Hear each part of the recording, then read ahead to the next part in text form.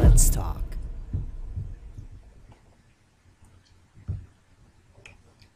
Hi, welcome to Informants. end.formants.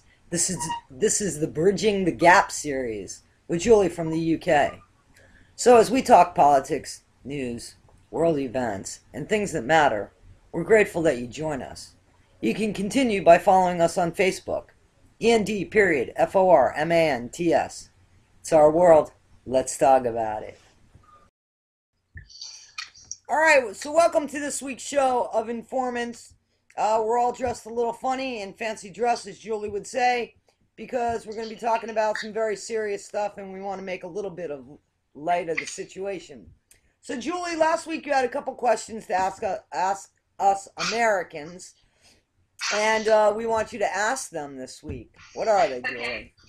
Okay, well, firstly, I was asking, although NASA is funded by taxpayers, and up until now, you've never really had a national health service funded by taxpayers, although apparently Obamacare is going to be coming in now. And I just wondered whether people felt that it was justified that science and space exploration should be funded by taxpayers when healthcare hasn't been so far, and how that affects people's everyday life, if at all. Well, I'll tell you this much.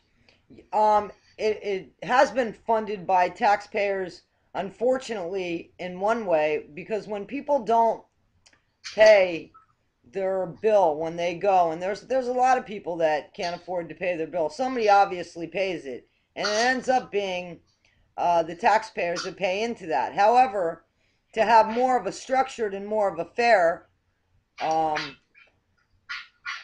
socialized medicine per se, or the Obamacare, which we hope to see, I'm all for. Yeah, I'd love to see me benefit from some of my tax paying. Jenny, what's your feeling about that? Well, there's a whole bunch of questions in one question there. I think NASA is very important. I also think healthcare is very important. I think we should have been doing both all along, but I don't think that the fact that we weren't doing one is supposed to somehow make the other one be a bad thing. I mean, I think NASA is incredibly important for all of humanity, not just our country, although certainly for our country too. Because the things NASA does brings us into, the next phase of civilization, and maybe one day maybe people will be living in space, but even if they never do, with the things that NASA's already done for us have changed our lives. I mean, we wouldn't have cell phones if NASA hadn't been doing the research it's been doing. So very important stuff. But as for why we've never had health care, well, that's just, there's something wrong with our country that we've never had it, and until now, and we still don't really have it, not like most other countries do. Obamacare is an excellent step in the right direction, but it's just a start. We can do so much better. But I don't think that it's really fair to say, well, if A, then B, because they're totally separate. Tina, what are your feelings about that? Well, first of all, honestly, I didn't even know that. I really never even thought about who paid for, NASA and anything like that. So I guess I sound really stupid, but I don't really know that everybody knows that either. Santa Claus pays for NASA. I don't know why Julie doesn't know that, but it's Santa Claus that pays for it. I'm sorry that Santa doesn't treat you guys so good over there in the UK, but he pays for us to go up in space. Anyway, Tina, saying that, what? As far as healthcare, yes, I would love for there to be what everyone else has. I mean, like Jenny said, Obamacare is a step in the right direction, in my opinion. So, are you familiar at all with the Obamacare, Julie? With the Obamacare that's on the table right now? Yes, I am, and I understand that it was quite controversial when it was first suggested because it was labelled as being socialist, which I think has been quite a bad thing for American the communist witch hunt stuff going on in the 50s, I think is still quite a negative connotation to the associates. And also, I think people were looking at our National Health Service and saying, well, it doesn't work there, which, there's some truth in that. We do have very long waiting lists. You can't get to see a doctor for 2 weeks. You can't just turn up and see a doctor. You can't make an appointment. You have to phone up and then make an appointment for 2 weeks' time. So there obviously are big issues and problems with our National Health Service. And I think maybe certain Americans were having issues with it for those reasons. Well, let me ask you this: if there was an emergency and you had to go to the hospital, you'd be able to go to the hospital. Am I wrong? Yeah. So the National Health Service here is excellent when it comes to emergencies. The ambulances and paramedics are wonderful, and you don't have to pay for that. Obviously, you do through taxes, but it's free at the point of care. So the emergency stuff is brilliant, and I wouldn't change that. It's just when it comes to operations. What about like preventative, obviously? So you're talking about also like preventative care. Am I correct in that? How do you mean? Well, like a woman goes and can make a doctor's appointment. She goes and gets a mammogram, pap smears, things that would be preventative for something that would be more serious, God forbid, if something was wrong over in time. And men obviously need their checkups as well. So if somebody, let's say somebody felt a lump and they wanted to go to the doctors about it, they'd have to wait like 2 weeks to go see a doctor to have that checked out, or is that what you're saying? Yeah, so we do have regular smear tests and mammograms, as you say. That's free at the point of use as well, and that's something that everyone's entitled to. However, if I did happen to find a lump, I could phone up and say, look, this is really urgent, I'm really worried about this, and try to appeal to the receptionist. And they do have ways of getting to see a doctor faster. We also have something called accident and emergency, which say if you've got something stuck on your head by mistake or, in various other places, but it wouldn't warrant calling an ambulance, but it was quite urgent, then you could go and sit in accident and emergency probably for about 5 hours waiting to be seen. And obviously on a Friday or Saturday night, it's full of, drunk people. It's very much like that in our emergency rooms. In our emergency rooms, it's very much like that. But I mean, so you can obviously see somebody if you're willing to wait for them. And am I correct in your hospital care? What is it, like 4 people to a room there? I'm not being funny. No, we have wards in hospitals. We have a whole ward of people. Loads of that. Yeah, wards. WARDS. Of 30 people. I'm guessing the number, but a lot of people in a room. And they're separated by those cloth hanger things, right? Yeah. So you have your bed, and then you have the curtain if you need some privacy.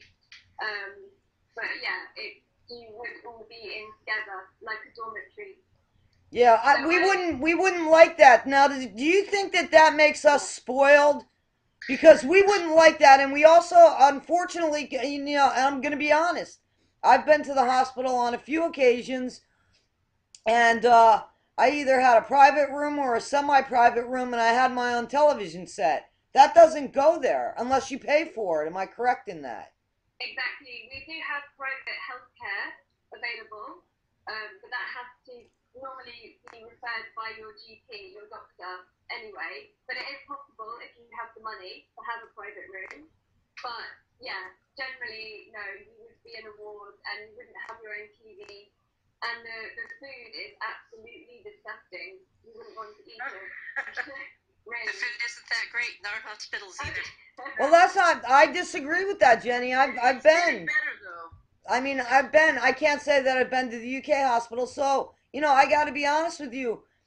That's not okay with me. As an Yeah. American citizen, that's unacceptable for me. And I know that that might make me sound arrogant, but I'm only going to be honest. I would be grateful for any kind of help. Don't get me wrong. However, to be in those conditions is what we put in our heads as like an infirmary and a jail. Yeah, I know it's what you're used to, isn't it? It is. You can only go by what you're used to. And I mean, I've travelled in India, and there was no way I did get dysentery in India, and there was absolutely no way I was going into a hospital because it would, for me, would be unacceptable. Dirty, and I just wouldn't want to be there. Obviously, our hospitals are better than that here. I hope. But it's whatever you're used to, and I can understand that a lot of people would say no, I'm not accepting that. So I don't think it makes you arrogant at all. It's just that's what you're familiar with. So I suppose it's about maybe appealing to people and trying to re-educate them to say, look, we've only got this amount of money. This is what is available, and I don't know, trying to get people enrolled, I guess. Okay, well, I don't see that happening here, if I'm honest with you. I do see some sort of public health care. I think, Jenny, you agree. I mean, how would you feel with those kind of conditions when you're feeling ill or you have to recover from a surgery and you're in a room that's, a ward, basically. I'll get to you, Tina. Basically, and it has like 30 people in it, and there's nothing to do with your time except lay there because there aren't any television sets. And I mean, you hear exactly what's going on next door because you're only separated by basically a sheet. Well, to be perfectly honest, when I was in the hospital, it wasn't really that different. We did have a wall. I only had one other person in my room, but the wall was so thin that I could hear everything that the people in the next room over were saying. And there was a person 3 or 4 doors down who screamed every 15 minutes on the hour, 4 times an hour, all night long. And they tried sedating him, and the sedation didn't help. And I might as well have been in the same room with him. Really, I I disagree with didn't that feel. because in a room with just another person, you do have a sense of privacy. So, Well, visually, yeah. I mean, well, it that was does a my lot room, to your mind when you're sitting there too. but I don't feel like it really made. I mean, if I'm paying for it, which I was in this case because I'm an American, but I was paying for it, so yeah, I wanted the private room. But if I could have free health care or a private room, but not both, yeah, I'd take the free health care. And you had Tina, you had your hand up. Well, I recently, as well, Julie, you may not know yet, but I recently lost my job, which made me lose my insurance as well.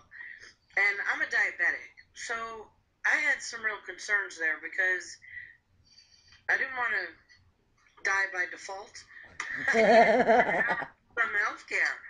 And I went to our local, it's not really like a health department, it's like a clinic, but um, they sent me. I actually don't. I have to pay $20 for the doctor, which is wonderful. And then, and this is of course until I find a job, which is fine. But they sent me for a mammogram and a pap smear, and I didn't pay for any of that, which was I was in shock. And I also had to recently have a pelvic ultrasound done, and I didn't have to pay for any of that either. And I was so grateful. Now, when I went back to the doctor, which was just a few days ago to get my results, I had to sit in that waiting room at the doctor's office. I was there for over 3 hours, and the doctor wasn't even there yet, which drove me crazy. And I paid $20 just to get my results and wait for him to not even be there. And I was aggravated, but I was grateful that I did not have to pay for all those other things. And I didn't even know that that was available to people. I mean, I had no idea. We But, do. and We have a lot of great things that are available to people in this country, but we don't have it, I guess, as so black and white as you have it in your right, country right now, Julie. And even if we do get the Obamacare, I don't believe it forces all everybody to be there. You have to, I believe, be under a certain pay scale, right. um, and Well, you certainly do pay taxes on it, but it's much more minimal than what it would be otherwise. So, but I personally wouldn't want to be in the conditions of recovery in a room filled with 30 people. I'd rather, if I got to pay for it, I'd rather pay for it. Okay, so we're back on, and Julie, you had some questions about our Second Amendment, actually. So, I did. please. I I don't understand why Americans feel that it's so important to have the right to bear arms. It just confuses me because there's obviously a lot of gun violence happening regularly in America, and surely it would be better if there weren't any guns. That seems to be the solution. That seems to be the common sense of it, right? Okay, well, let me just say this before I give you to Tina. The the genie's out of the bottle. There's guns already. They're already there. How do you get them back? But with that, Tina definitely supports the Second Amendment. So Tina, go ahead and besides it being a part of our culture and what's inbred in us, Tina, what's up with the Second Amendment? I mean, what do you feel? well, first of all, Julie, if we never had the right to bear arms, it'd be different. We wouldn't know any different, and there probably wouldn't be as many problems as there are. But the fact of the matter is, we do have the right to bear arms, and if they want to take that right away, it's not going to remove the guns out of the criminals' hands. It's only going to take the guns out of the people who are good people who want to defend themselves and their families. Because the fact remains, we have to do that, unfortunately. It doesn't happen every day. Well, yes, it does happen every day. But not to you. Well, Right. thankfully not to Tina. Thankfully not to Right. her. Or to any, but it does happen. And if I were in that type of position, I would much rather be able to defend myself than to just say, okay, go ahead, whatever. There's been many situations, and you and I had our own private debate on, which was very interesting, by the way. But, if a civilian has a gun, and like you were worried that, you said maybe an off-duty police officer would be able to accurately get a gunman. Now, a civilian with a gun who is fairly normal would not, if I were in a crowd and there was a gunman and I couldn't get a clear shot, or not necessarily a clear shot, but if I was going to risk shooting people around and then causing more harm than good, I certainly wouldn't fire my gun. But if that gunman saw that there was someone else armed, that could deter them right there. But wouldn't they just shoot you? Well, if they were to shoot me, then guess what? I'd be shooting back. But that's, if I may break in, that's Yep. precisely the problem. Is if let's just go with the crowded situation, not the one-on-one situation. That's different. But the crowded situation, you've got a gun in your pocket. A gunman opens fire way over there on the other side of the crowd, and you're going, I don't have a clear shot, but you've pulled out your gun and then you put it back because you can't actually make the shot, but the gunman says, oh my God, there's someone over there with a gun, so he starts shooting in that direction. He kills 3 people. You say, oh crap, I'm going to shoot anyway, so you kill 6 other people. No, you know what? I don't think that would happen that way. Here's the thing. Probably not, but that's just the here's the argument that made me have a second think or a rethink about guns, because I'm anti-guns. I don't have guns. I've since thought about it, but here's the thing. Tina said to me, let's say we were in that movie theater in Aurora, Lisa, and I was sitting next to you and you knew I had my gun. And I said to you, should I take a shot? I said, yeah, shoot to kill. That's what I told her to do. So I can't sit there and say that we shouldn't have the right to bear arms. I can say that I wish that those automatic and semi-automatics that are more popular, obviously, that those semi-automatics were not in the possession of the citizens of the United States, but more. And I agree with that. But more for the battles at war and for our own police officers and such. But I don't think that we should have those weapons to just anybody, because if we had the limited amount of magazines and the limited amount of shots per second or shots per minute, then I think a lot of these tragedies that, listen, people forget in our country. I don't understand that. I'll never understand that. But, we were told, we were under the impression that maybe the NRA was going to take a different approach to what happened in Sandy Hook, at Sandy Hook Elementary School, and we were hopeful for that. I was hopeful for that, only to find out that they just wanted to arm our teachers with guns. That wasn't, instead of stopping the ban, starting a ban and being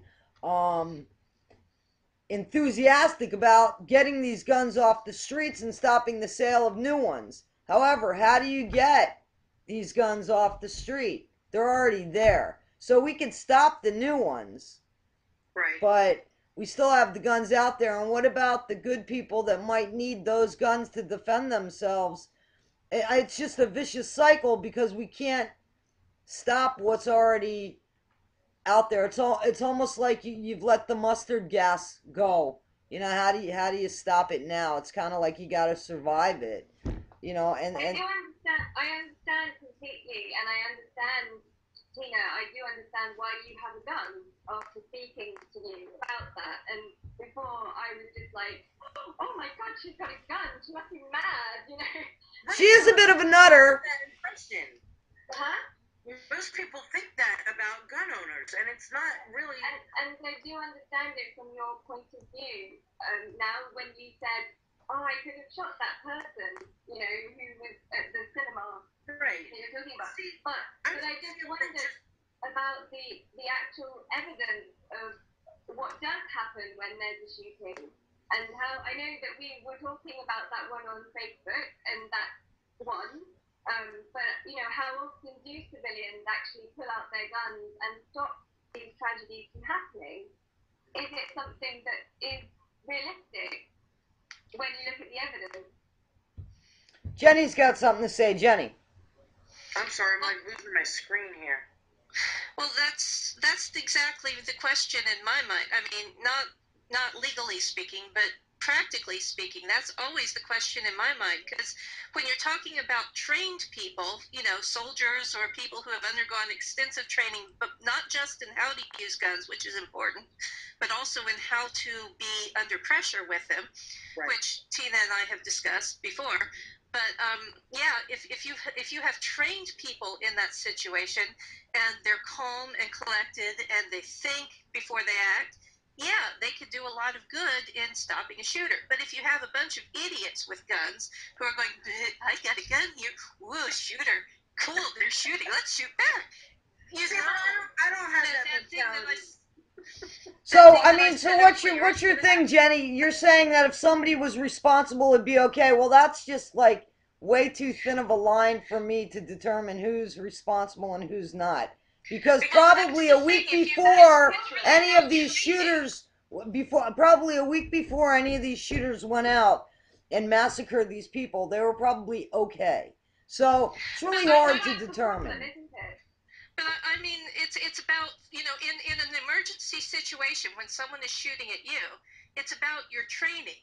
I mean, a person can be a very intelligent, stable person, but if they've never been shot at before or in a simulated shootout before, you don't know how they're going to react. One person might So be what do you brilliant, think we the should next have? Do you person think, not. hang on, Tina, so Training. but Training training for who? Dude, for are the we people in who a are place, using are we the gonna gun have all the guards time. everywhere we go? I mean, are we gonna live in a country that has guards at our school so that our kids feel like they're growing up in a prison? School should be Oh a no. prison that these guards have. These kids are locked in. That's all right. I understand the lock-in bit, but now they want to put guards with guns in our schools. Is that the answer? Because I personally wouldn't want to grow up like that, and I'm grateful Neither that would I I. haven't. So, But that's Tina, the you had your problem. hand up. I forgot.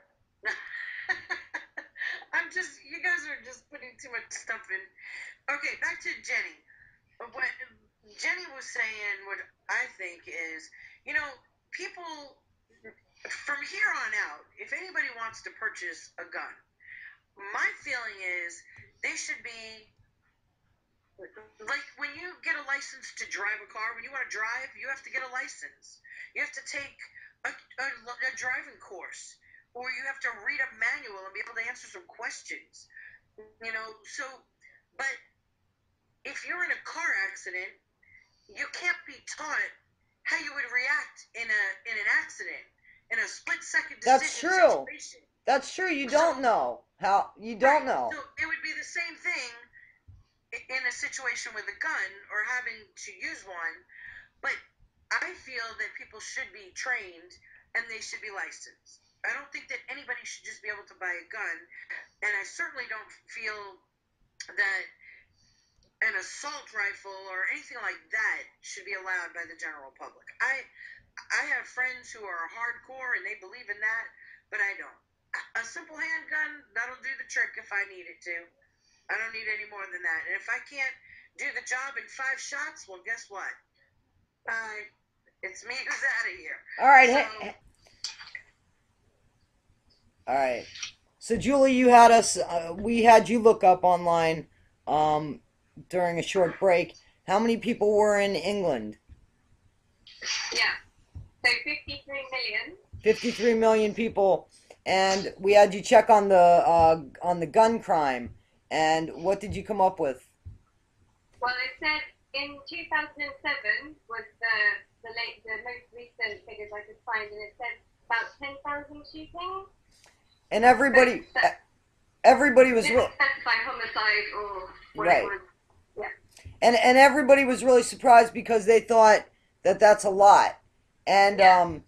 you know, in comparison to us, I don't think it's a lot. But Tina had a point that she was making during that about and you said a lot that, you know, you get a lot of your crime is gang related. Yeah. Gang related. And so Tina said, what did you say about that, Tina? So your police officers don't even carry weapons, right? They don't carry guns. They don't carry guns. No, they So carry. the point is, if these are mostly gang members, then these are the bad guys. They're gonna get their weapons anyway. Yeah. So But we do have a lot less shootings. yes, So, you do. But I think the trouble is that anybody can get a gun in America, and it's not just responsible people like you.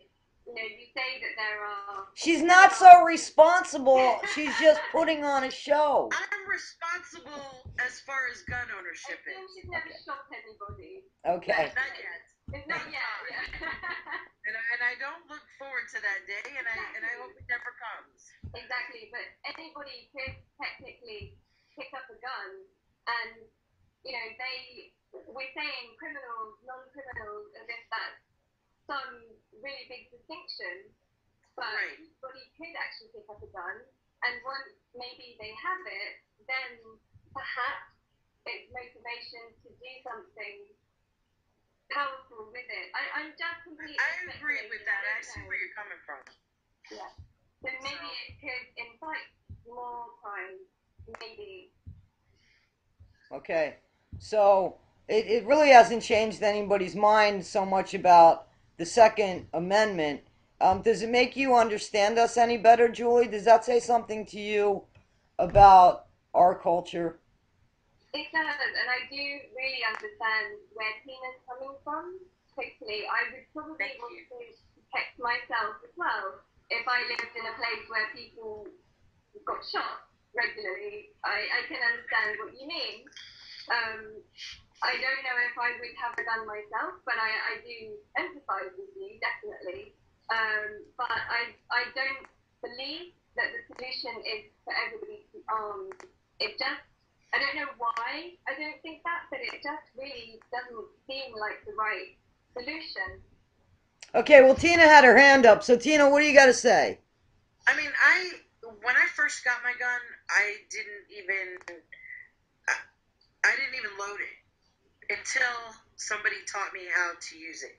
I was afraid to have the gun loaded because to me, Well, wait a minute. Are you saying that you bought a gun before you even knew how to use your gun? yes, That's not good. See, I disagree with that.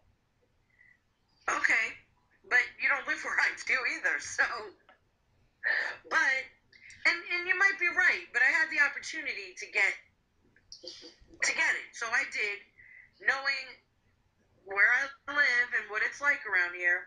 But I didn't load it.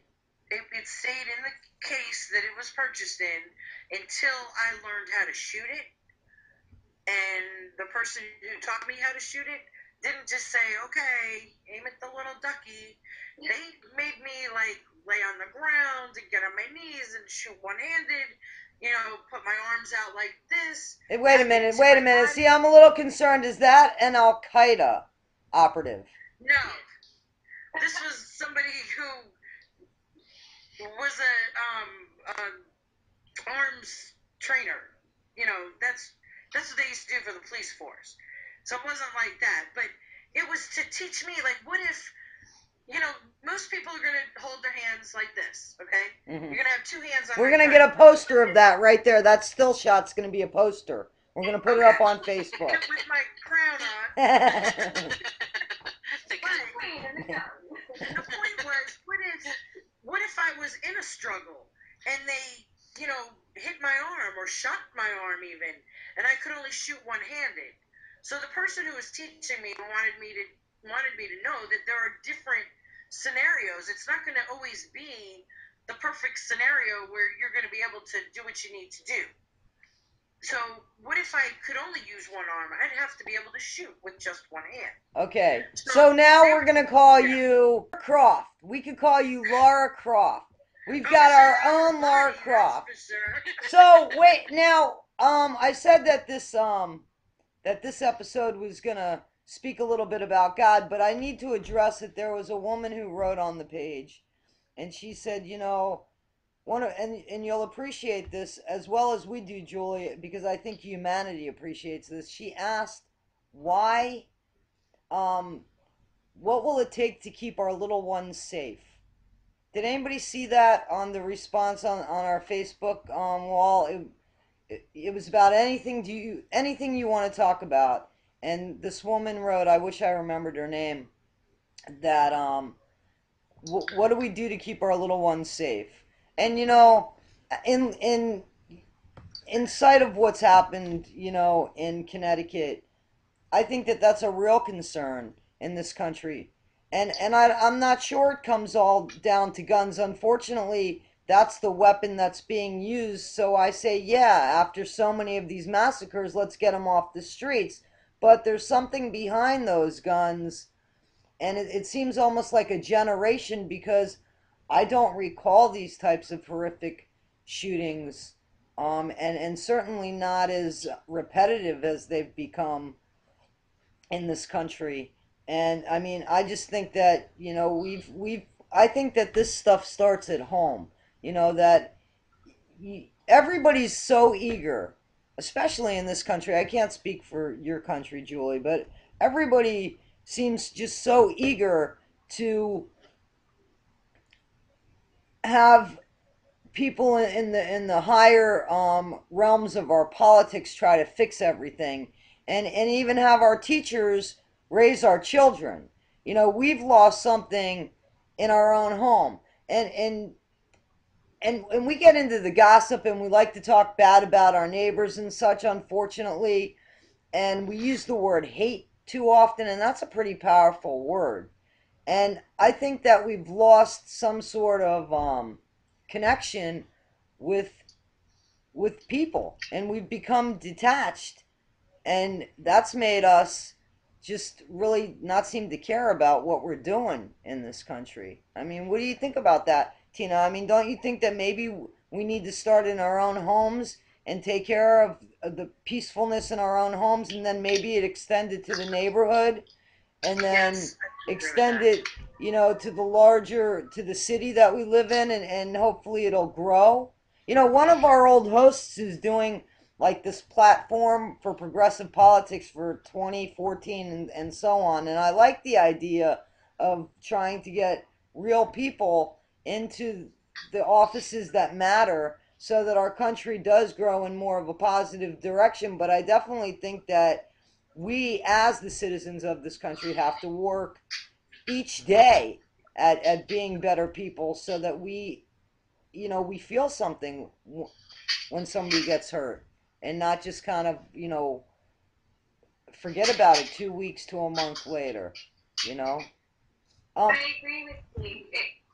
It seems that we're all about what is my right, especially perhaps in America. You have your Bill of Rights, whereas we have, I know you have laws as well. We don't really have any rights. We have laws that say what we can and can't do. But, of course, with rights comes responsibility. And you can't just go around saying, oh, it's my human right that this and that, without taking responsibility yourself for what you put out there into the world. You become very self-centered. And I think, although I'm not a religious person myself, which we'll obviously speak about later, I do think that people going to church kept the community sense, and people cared about each other more perhaps than they do now, where people seem to. I've lived myself in a block of flats, apartments we call them, I think, and there would be five people all living on their own in one block of flats, and I'd get home from work, close the door, and not see anybody, and of course that stopped me from having any warmth towards anybody else, because I've become more and more introspective, and then perhaps it makes it easier to objectify other people and to see them as people who are just in our way, or what can I get from those people, without actually remembering that they're human beings who have feelings just like we do. And so, yeah, we do have a responsibility towards each other. And I think when you do have these terrible tragedies happening, not just the shootings, but also you had the terrible hurricane last year as well, didn't you? Well, what I'll tell you what's really sad about that, Julie. I'm glad you mentioned it. Is that in October we got hit by Superstorm Sandy in the Yeah. northeastern part of our country, and I've got to tell you that there's still so many homes that are just obliterated, and people that don't have places to stay, and that's when I put my head down and say, yeah, I'm from America, because I don't what I mean, what does your country do when there's things like uh, emergencies that you did, national natural disasters, and I mean, people have paid taxes and paid insurance and paid mortgages, and they've lost it all, and there's still one person I heard on the news was going to get $18,000. His home was worth well over $1 million, and I mean, what does your country do about that? And then what does that say to those people that are already on the brink of losing everything anyway, potential jobs and such because of our economy, and then they're just like discarded by FEMA and other governmental agencies that we put in office. Yeah. obviously it's not perfect here, of course not. But as British people, there's a stereotype, I suppose, that when we have disasters like that, we all pull together and we call it the Dunkirk spirit. Like everyone went out at the little battle of Dunkirk and they were sending out rowing boats and, to try to defeat the Nazis. It was just civilians were going out. And the soldiers were standing up to their necks in water, for days. So we do have this spirit of keep calm and carry on, like you were saying last time, and I do believe that when it comes to the crunch, I could rely on other people around me to help me. I really do feel that. I don't think it's just a British thing. Maybe it is, but there's definitely a humanity that people want to help each other as individuals, but perhaps when it comes to helping out loads of people who are still without power, like you're saying, or their homes have been obliterated, perhaps people don't really know what they can do, maybe. I think that as a country, we do kind of, 9/11, there were a lot of heroes. Is just as recent as the elementary school, shootings. I know that your country heard about all the heroes that were in those teachers there. So I think as far as, it's sad, it's weird because isn't it? Because, and Tina and Jenny, I want you to put your thoughts about this, but we are the ones that we depend on in the middle of crunch time, and we tend to be there for each other. But then we have these people that fucking make the crunch time, and they can be our own Americans. So not only are we there for each other, but sometimes we're the cause of it. Tina, what do you think?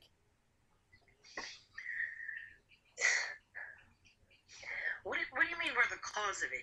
I mean, like it was an American that shot up that school. You're talking about like those things. Yes, I'm not talking about the terrorists. I'm talking about the homegrown terrorists. Because that was terrorism.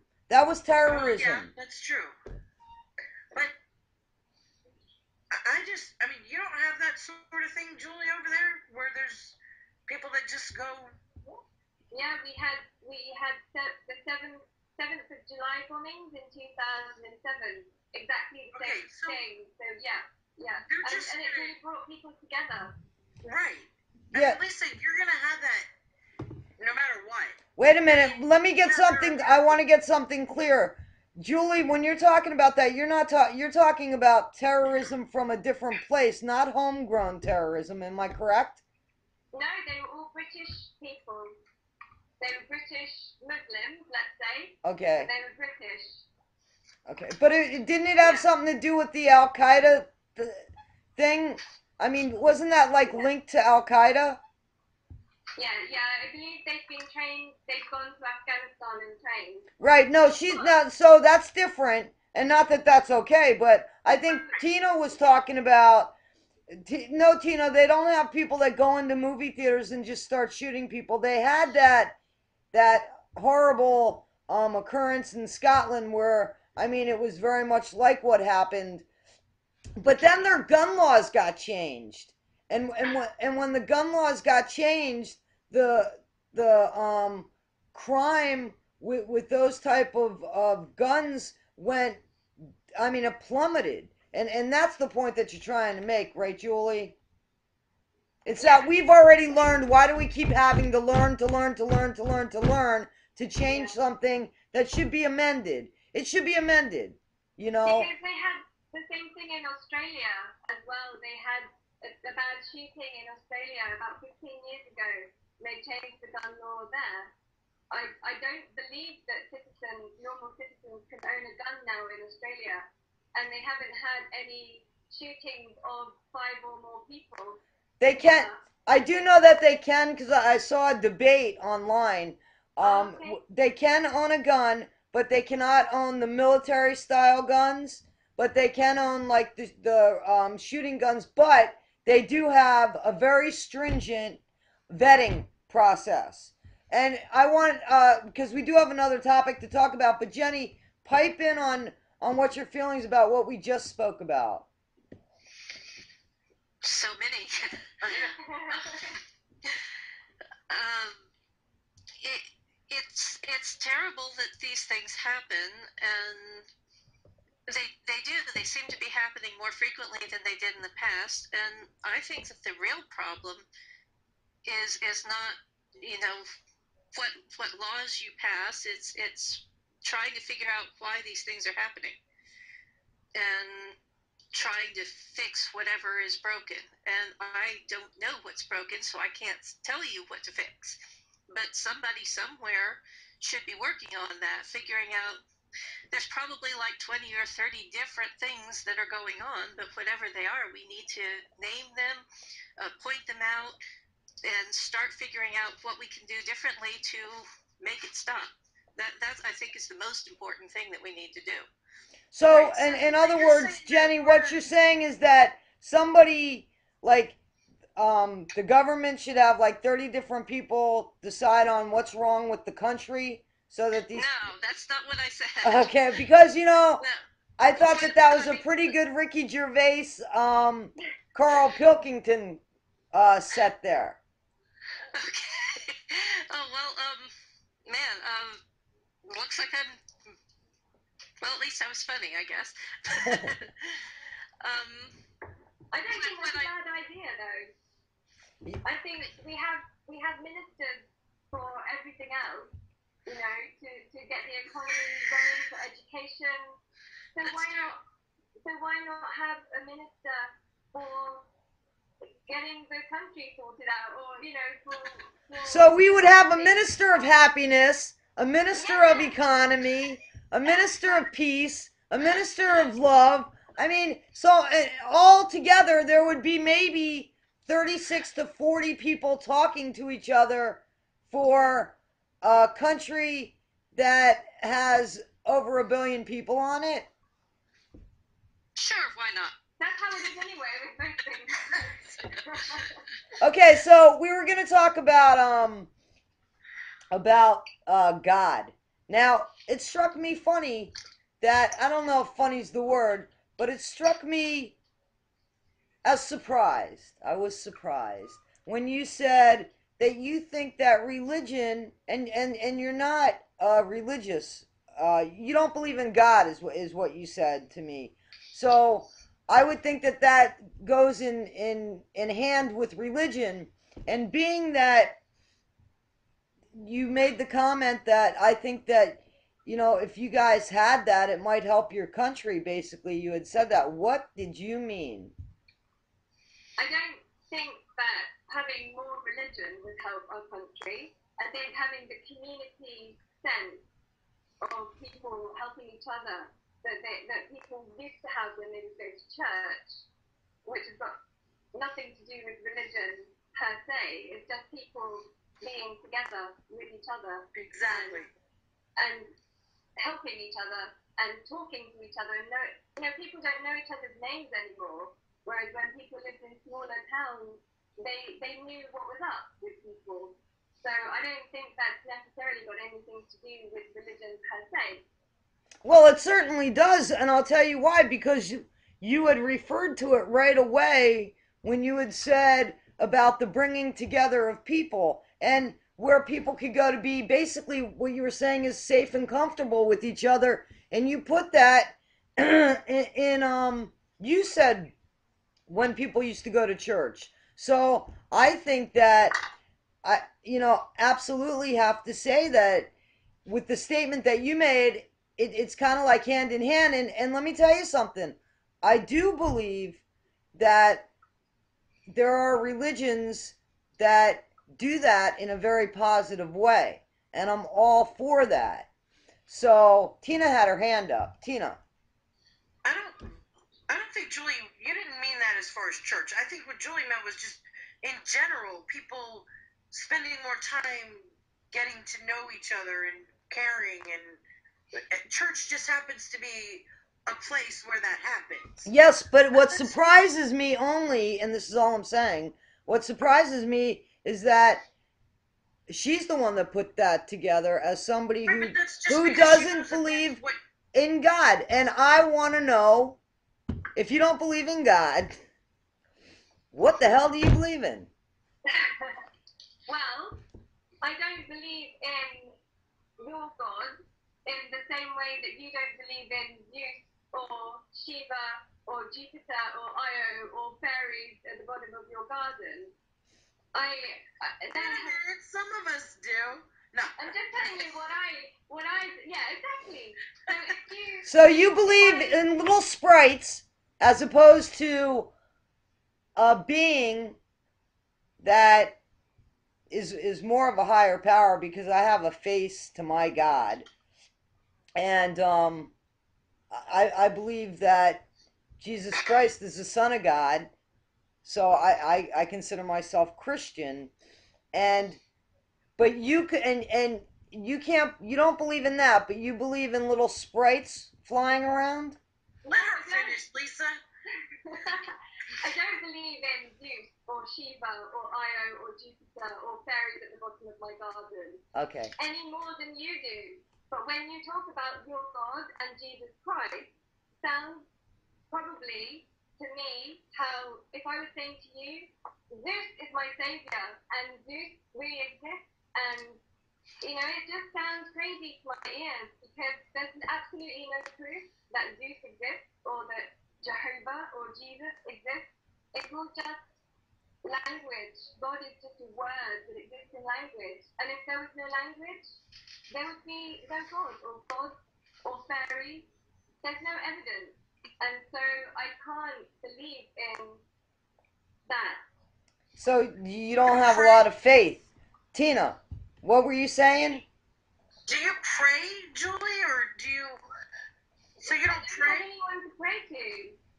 I don't have a God to pray to. Is that a common thing over there, or is that just... They have the Church of England, in which case they bow their heads and they pray to the Queen.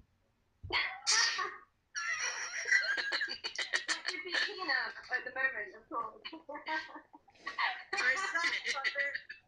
Yeah.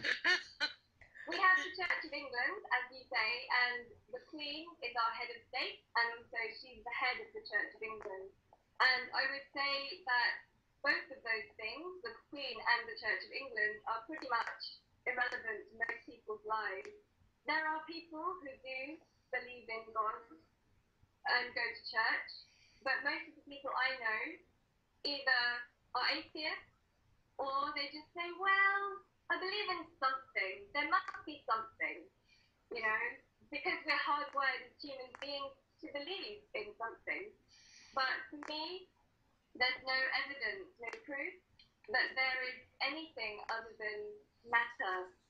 And so that's all I can believe in. We don't choose our beliefs. Have you ever looked in a Bible? Yeah, I'm reading the Bible at the moment. It's amazing. One of her 3 books. Huh? One of your 3 books.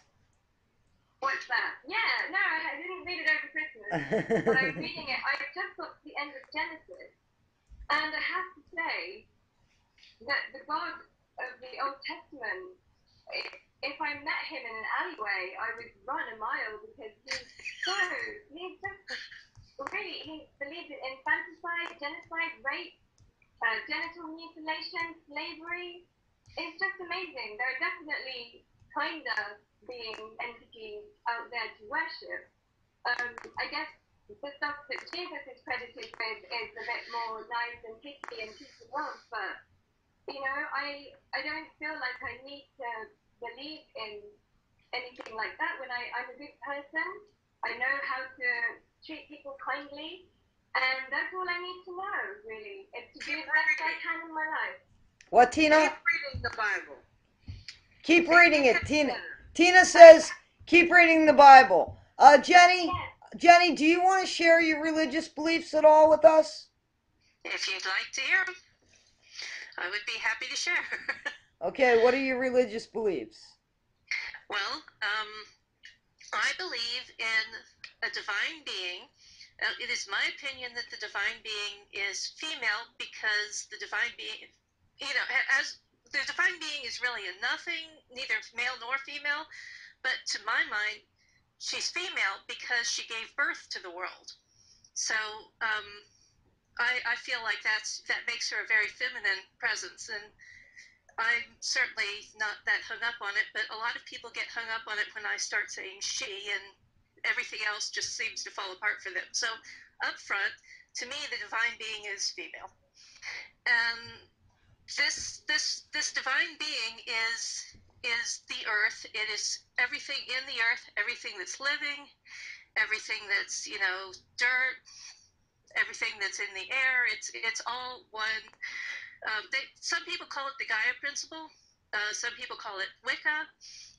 Although Wicca tends to get so many other things that it could mean, so it's a really bad word to use, because most people who say Wicca, I know what you're talking about, the stigma that something comes else along with entirely. Wicca, right? Right. Wicca. But my belief is that there is a divine being, and that this being is in all of us and in the entire world, and that we are all connected through this divinity, and and essentially I'm personifying the earth, I guess.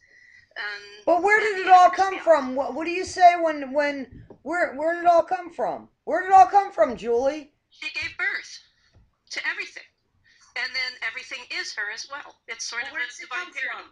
Like the Big Bang Theory is more or less what you're saying, Jenny. More or less, it's that it all started basically with the Big Bang Theory, and then we all just came into our own. But somewhere, somehow, somebody was born first. Now, how do you explain that? It's a mystery. That's the whole thing about faith. Not everything makes sense. Well, and that's why I asked Julie if she had faith, because you said, Julie, where do you think it all began? Where did it all come from? Well, I'm not a scientist, so I don't know for sure. Well, scientists don't know for sure either, of course. But the evidence does seem to point to a big bang, as we say, 13.7 billion years ago. And the solar system seems to have been created about 9 billion years ago. And then life appeared on Earth. Nobody knows how. And science is slowly finding out and pushing the need for God out. And at the moment, science doesn't know the answers, and maybe we'll never know. But it doesn't mean that we just have to say, and therefore God did it, because there's absolutely no evidence to support that. Let me ask you a question. Let me ask you this: what if? Now we all know what an epiphany is, right? What if I had an epiphany, and several of them, which I've had throughout my life, and I heard like a voice inside of me that wasn't my own voice. Yeah, well, and it was also like a feeling, and that changed my life in a positive way. So, I mean, how do you explain that? Because I do believe in, like I said, I do believe in God, and I do have incredible faith. I'd like to think that. So I'm not trying to take your beliefs away. I think people should be allowed to believe whatever they want to believe. Just as long as they don't try and get me to believe it, that's fine. But I would say that your thoughts and feelings aren't a very reliable indicator of anything. You know, our thoughts and feelings come from our unconscious mind because there's so many different reasons. And I have also had an epiphany, let's say, when I was in India. I was almost dying of dysentery, and I didn't have God or Jesus or Shiva or anything like that. I just thought, you know what, I need to do something really constructive with my life. And I didn't need any religion in order to motivate me to do that, because I don't have a God or gods in my life, because it's not something that I never needed. I think God is very much part of American culture. It's something that's on your money note. Yes, it is. It's written on your money, and I think you call yourselves one nation under God, although you don't specify which God, but I think that's probably the Christian God. And so I think it's probably unusual for you to not believe in God. Well, we have atheists. We have atheists here. Of course, we have people that don't believe. It's really not. It's not something that we really have so much in our as a part of our culture. Well, wait a minute. When people go to church to the Church of England, I was only joking when I said people pray to the Queen. So I mean, they're praying to more or less a Christian God. Am I correct in that? Absolutely, yes. The Church of England is very liberal, and Rowan Williams, the current Archbishop of Canterbury, who's just about to step down actually, who is the sort of second in command after the Queen, has said things that make him sound like a massive skeptic. You know, he says he doesn't really think that Mary was a virgin and Jesus was born to a virgin, because that would be impossible. You know, so the Church of England is a very liberal branch, if you like, of Christianity. And I think that's very much part of the fabric of our culture. Whereas, of course, the people who went to America were persecuted for practicing their religion, I think. So they left the country, so perhaps we can see that that's where the divide comes a bit more. But here, it's not really something that I generally would say that we don't think about it that much. I think we're growing out of it. Well, I hope that we never grow out of God in this country, because I think we need it more than ever. You know. But what is God though? That's a very it's meaningless to say that. I mean, what is it to you? What is God? To me, God is he's all around, and you know, I wasn't looking for religion. Religion found me. And it was many, many years ago before I even knew. But I definitely recognized it, and it felt right within me. And I've since lived like that, and I continue to pray. And I don't want to say it's a wishing well that my prayers are like wishing wells, but I do pray for strength on certain days and over certain obstacles.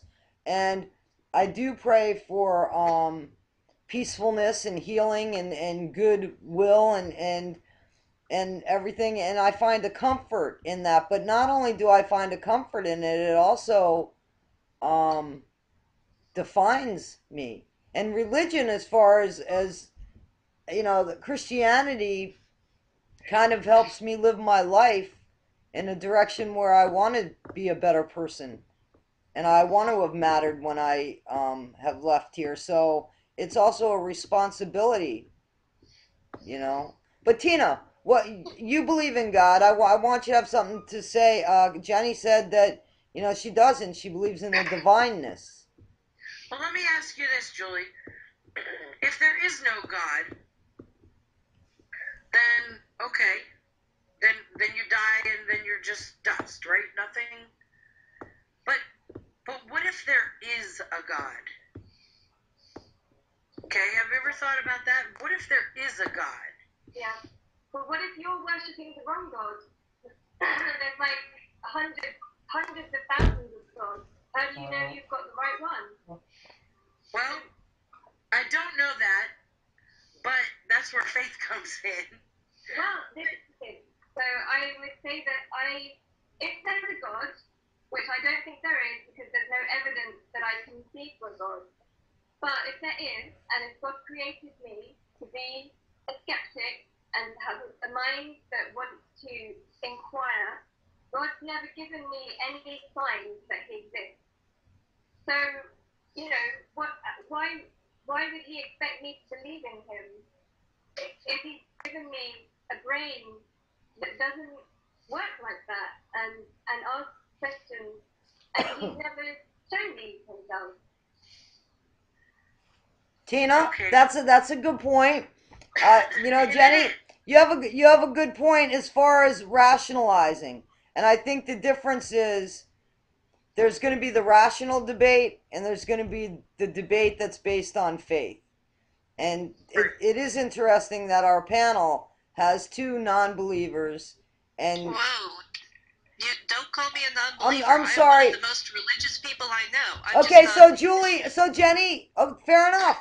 Fair enough. Thank you for calling me out on it, because if you were questioning my religion, I'd call you out on it as well. So I'm glad that okay, so Jenny, when you pray, do you pray? Not in the same way you do. Mind me asking how? Who do you pray to? What are your prayers like? What do you ask for? What do you? I don't ask for anything. I don't. This is me talking, not me speaking for everybody who feels like me, but Right. I don't ask for anything. I don't think that I'm here to ask for anything. I think that I'm here to make things happen. And when I when I've talked to the divine, to God, we can call her God. When I talk to her, I'm talking to her about where I'm going to go next, why I'm doing something, what my day was like. It's I don't ask. I don't expect to be given anything. I'm here to make it happen. No, Okay, so we Tina, don't ask for that either. It's not like I say, "Oh God, please God, please let me hit the lottery. Please let me." We don't do that. Some people do. exactly. There are some people that do. But right, we don't treat God as a wishing well. And let me tell you something. I think, and I can speak for Tina, as often as we pray for strength or pray for guidance, we also are very thankful. I know that Tina and I are both, also thank you, dear God, for giving me that strength and giving me that guidance and giving me a productive day.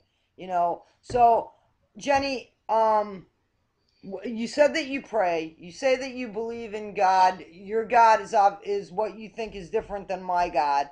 So you don't believe in Jesus Christ as being the Son of God, or do you believe in Jesus Christ at all, Jenny?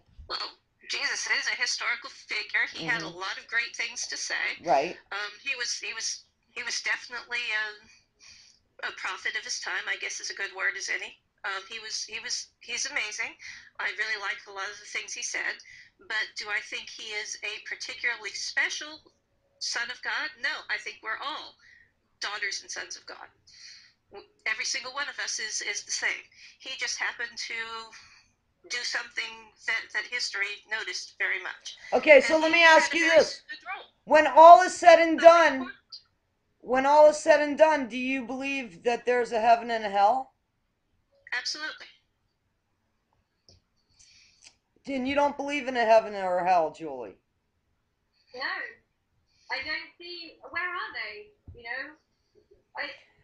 I could send you a postcard from hell next time I go visit Jenny Reed, because she lives in the place where they would stick an enema. Jenny, I got a question to ask you. It's very important. Can you guess the question, Jenny Reed? I guess it has something to do with enemas? No. Are you and V still together this week? Oh, of course we are. Well, we gotta ask.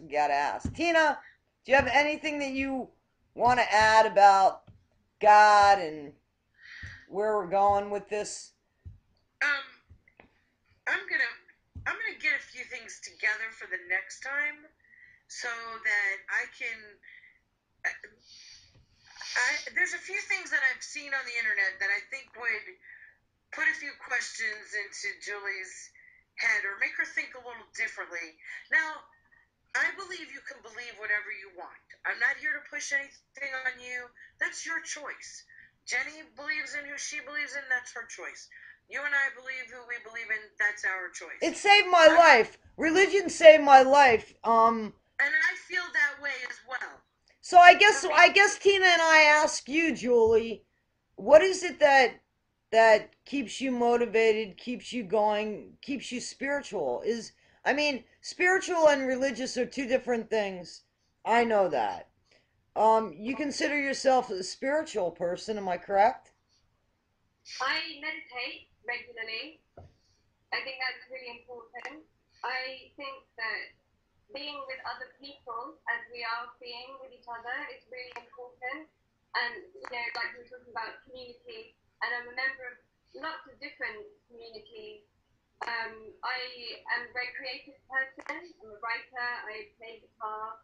And the most important to me is the feeling of unconditional love for other people and appreciating how kind other people are to me.